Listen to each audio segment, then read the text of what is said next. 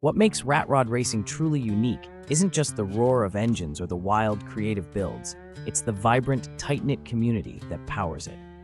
Rat Rod enthusiasts embrace a DIY ethic, turning discarded parts and scrap metal into roaring machines that defy conventional automotive norms. Behind every build lies a strong network of support.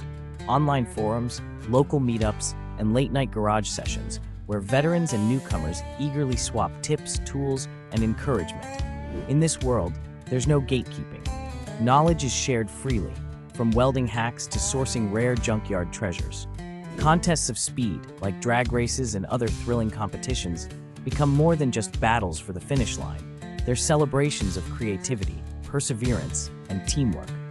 Builders cheer each other on, offer advice, and even lend a hand when someone's project hits a snag or faces mechanical challenges.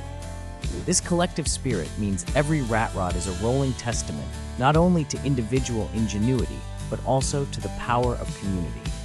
Together, they keep the culture alive, wild, and endlessly inventive, inspiring new generations to join the movement and push the boundaries of what's possible with do-it-yourself materials and passion.